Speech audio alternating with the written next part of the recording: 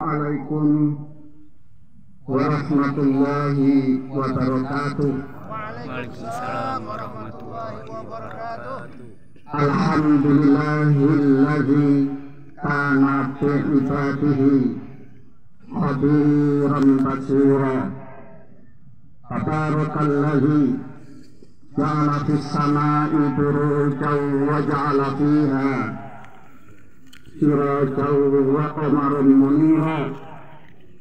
Asyhadu an la ilaha illallah wa asyhadu anna Muhammadan abduhu wa rasuluh allazi ba'athahu bil haqqi basyiran wa nadhira wa da'iyan ilal haqqi bi idnihi wa sirajan munira. Allahumma salli alaihi wa ala alihi wa sahbihi wa sallim tasliman katsira. Ya ayyuhalladzina amanu taqullaha haqqa tuqatih wa la tamutunna illa wa antum muslimun. Allahu akbar walillahil hamd. Jemaah salat Idul Fitri rahimakumullah. Alhamdulillah, pagi ini kita kembali beriftar, mengakhiri rangkaian ibadah Ramadan dengan kembali bersarapan setelah kita tinggalkan sejak 29 hari lalu. Kita rayakan iftar pagi ini dengan melaksanakan sunnah Rasulullah Sallallahu Alaihi Wasallam, melaksanakan salat Id berjemaah di lapangan ini sembari bertakbir, bertahlil, bertasbih dan bertahlil. Pada kesempatan yang membahagiakan ini, saya selaku khatib menyampaikan hal-hal berikut. Pertama, pada saat ini sebagian saudara-saudara kita masih menunaikan ibadah puasa hari ke-30 atau hari terakhir bulan Ramadan 1444 Hijriah. Mereka baru berhari raya Id besok. Pemerintah CQ Kementerian Agama Republik Indonesia pada sidang isbat kemarin petang menetapkan bahwa 1 Syawal 1444 Hijriah jatuh pada hari Sabtu Pon tanggal 22 April 2023 esok.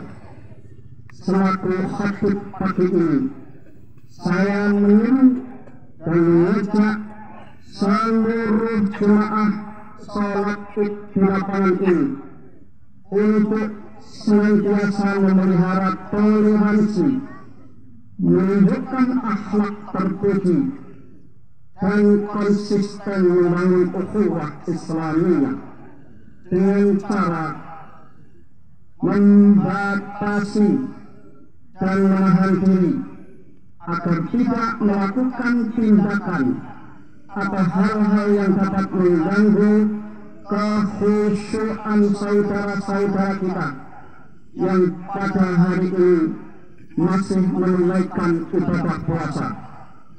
Nanti selepas kita pulang dari lapangan ini, hindarilah, jangan mengadakan selebrasi dan perayaan Idul Fitri secara berlebihan, melebihi kepatutan yang berpotensi menimbulkan kegaduhan sosial pada diri umat di lingkungan kita masing-masing. Apabila saudara berkelimbangan rezeki, tenaga dan pikiran, silahkan sebagiannya dibagikan untuk turut menyediakan takjil nanti sore bagi mereka, turut serta secara aktif mempersiapkan lokasi-lokasi sholat id yang akan mereka pergunakan besok pagi.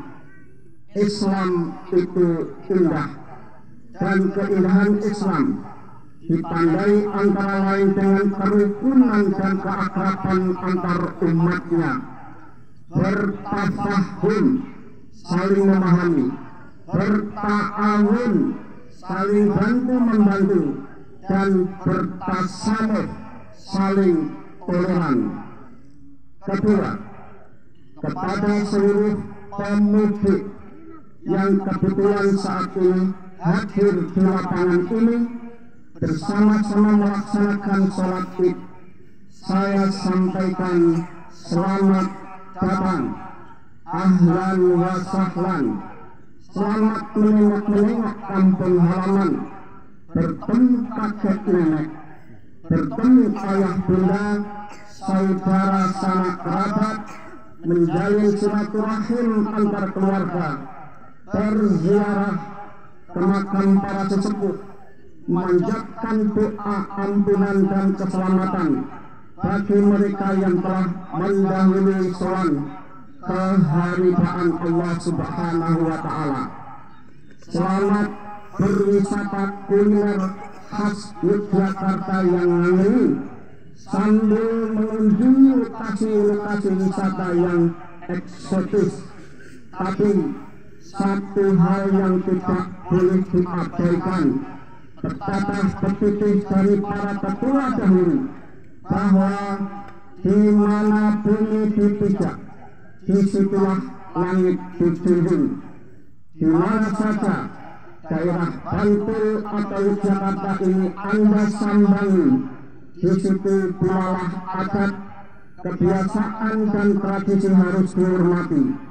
Hargai para warganya, hormati kearifan lokalnya, hindari perilaku pamer, boros, sombong, sok-sokan, adu domba, memproduksi hoax dan ujaran kebencian antar keluarga dan antar warga.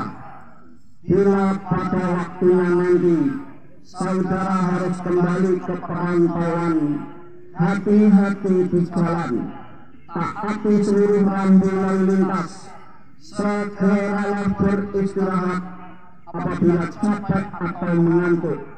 Fi amanillah.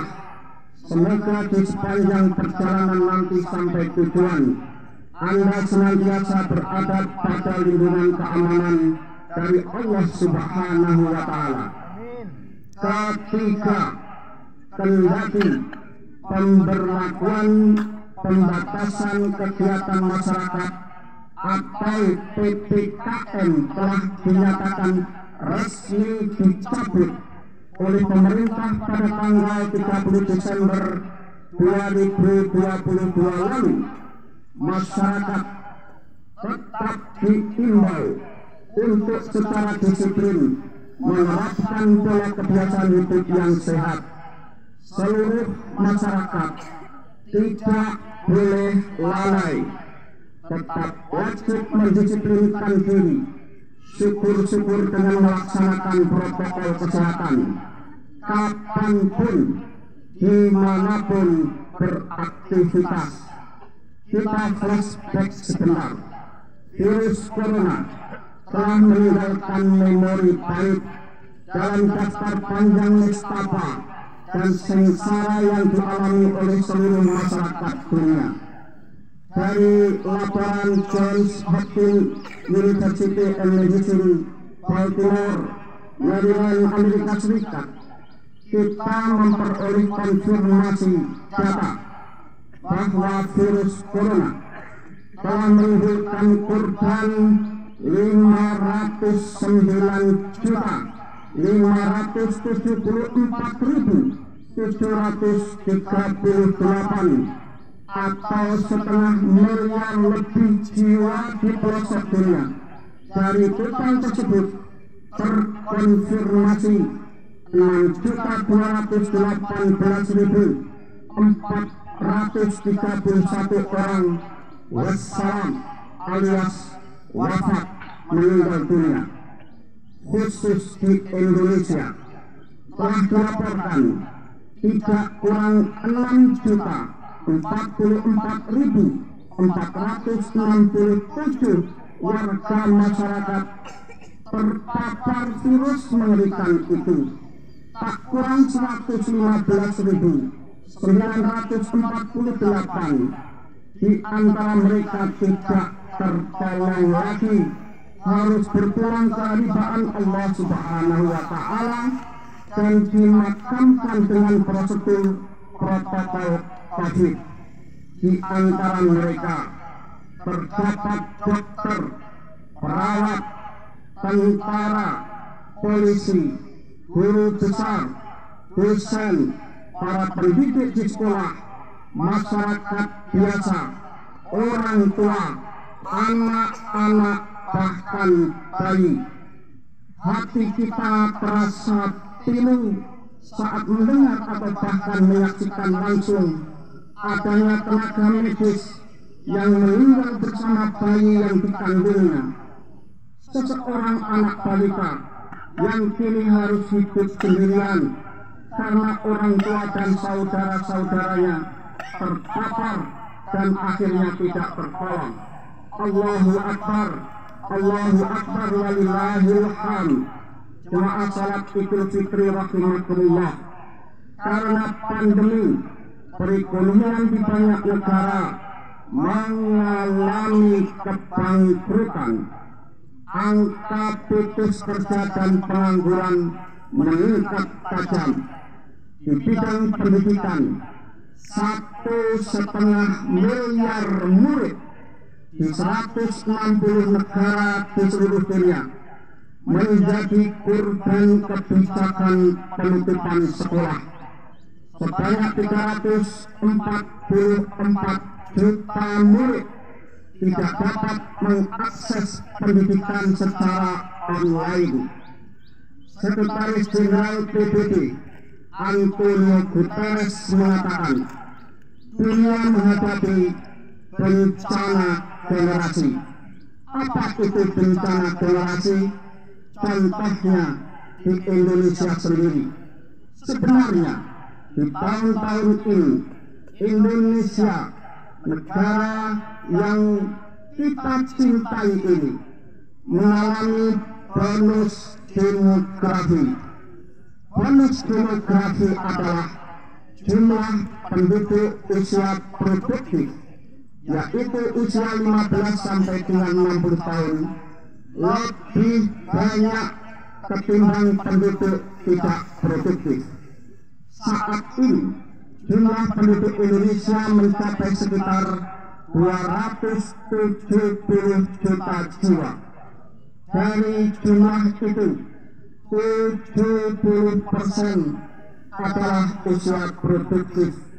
Inilah yang disebut generasi emas, dan kebanyakan dari mereka adalah anak-anak muda milenial. Mereka lah yang akan mewarnai, berperan aktif, bahkan menguasai Indonesia di tahun 2035 kelak dan seterusnya, menggantikan usia generasi tua seperti saya. Seperti apa nasib Indonesia di masa depan? Bisa kita lihat pada keadaan dan prestasi mereka di masa sekarang. Tetapi pandemi COVID telah membuyarkan asa. Pandemi menyebabkan pendidikan yang layak tidak mungkin diselenggarakan. Inilah yang oleh Sekjen PBB disebut malapetaka generasi. Alih-alih berhasil melakukan recovery dari keterpurukan akibat COVID-19, kita dikejutkan dengan kemunculan varian-varian baru COVID-19 bernama seperti Omicron dan pekan ini secara resmi Kementerian Kesehatan Republik Indonesia mengumumkan adanya subvarian baru lagi yang dinamai Arcturus. Dinyatakan bahwa sampai hari Senin kemarin sudah terdapat 7 kasus. Kendati alhamdulillah semua dapat ditangani dan sembuh, namun sudah barang tentu segenap jemaah panjenengan semua tidak boleh lalai. Allahu Akbar, Allahu Akbar, walillahil hamd. Jemaah salat Idul Fitri yang berbahagia, keempat, insya Allah sesuai tahapan yang telah disepakati, bangsa Indonesia akan melaksanakan pesta demokrasi, yakni pemilihan umum besok tanggal 15 Februari 2024. Sebelumnya kita akan lebih dahulu memasuki masa kampanye pada tanggal 28 November 2023 sampai dengan 10 Februari 2024. Tanpa disadari banyak orang, pada saat ini kita sebenarnya telah memasuki tahun politik seperti di masa-masa lalu, di tahun-tahun politik menjelang pemilu. Suhu politik di masyarakat perlahan-lahan menanjak dari situasi yang menghangat kemudian memanas, yang berakibat pada keterpecah belahan masyarakat dan bangsa. Selaku khatib, perkenankan saya menyerukan kepada seluruh hadirin agar mewaspadai kemunculan berbagai upaya yang pada akhirnya dapat memecah belah kehidupan sosial dan keagamaan kita. Masyarakat pada umumnya dan umat Islam pada khususnya wajib membangun dan meningkatkan literasi politik secara bertanggung jawab. Apa itu literasi politik? Literasi politik adalah kesadaran politik secara rasional yang berbasis pada pengetahuan dan kompetensi yang memadai di bidang politik, memahami betul-betul hak dan kewajiban politik masing-masing, serta memahami realitas politik sehingga kita mampu membawakan diri secara tepat di tengah-tengah kehidupan bermasyarakat dan berbangsa. Rendahnya literasi politik antara lain ditandai oleh kemunculan dan tersebarnya narasi-narasi dan sikap-sikap politik yang lem atau tanpa akal sehat, abai terhadap tata krama berdemokrasi. Ceteknya literasi politik hanya akan menjerumuskan bangsa kita pada polarisasi yang sangat tidak sehat. Maraknya hate speech atau ujaran kebencian, gampangnya masyarakat terjerat hoax, sara, saling hina, saling tuduh-menuduh, dan fitnah. Suburnya sentimen-sentimen yang membawa-bawa agama dan pada akhirnya menjadi stigma yang terus-menerus diproduksi di sepanjang peralihan generasi. Allahu Akbar, Allahu Akbar, walillahil hamd. Terakhir, Ramadan telah memberikan pengalaman sangat berharga bagi siapa saja, apalagi bagi orang-orang yang beriman kepadanya, Allah Subhanahu wa Ta'ala. Dari sanalah orang-orang yang beriman tidak hanya memperoleh pelajaran sangat penting, melainkan juga pengalaman spiritual yang amat sangat berharga, amat sangat berguna bagi peningkatan kualitas pribadi mulia, berkemajuan, dan menuju masyarakat yang penuh keadaban amat sangat berguna apabila kita betul-betul menghayati semua nilai-nilai Ramadan itu, menciptakan transformasi diri menuju makom atau derajat takwa sebagaimana arah tujuan pensyariatan puasa, kemudian menatap masa depan, bangkit menuju kehidupan baru, kenormalan baru yang lebih baik dan lebih berkualitas. Ramadan menjadi momentum penting karena telah memberikan pendidikan mengenai pentingnya membangun pengendalian dan ketahanan diri dari serbuan nafsu antara destruktif merusak kepribadian setiap muslim mukmin, bahkan merusak kepribadian kolektif sebagai masyarakat dan bangsa. Allahu Akbar, Allahu Akbar, walillahil hamd. Akhirnya marilah kita memohon kepada Allah Subhanahu wa taala. A'udzu billahi minasyaitonir rajim. Bismillahirrahmanirrahim. Alhamdulillahirabbil alamin. Hamdan yuwafi ni'amahu wa yukafi'u mazidah. Ya Rabbana lakal hamdu kama yanbaghi li jalali wajhika wa 'azimi sultanik. Allahumma salli wa sallim wa barik ala Muhammad wa ala alihi wa sahbihi ajma'in. Allahumma ighfir lil muslimina wal muslimat wal mu'minina wal mu'minat al ahya'i minhum wal amwat innaka sami'un qaribun mujibud da'awat. La ilaha illallahul azimul alim. La ilaha illallah Rabbul arsyil azim.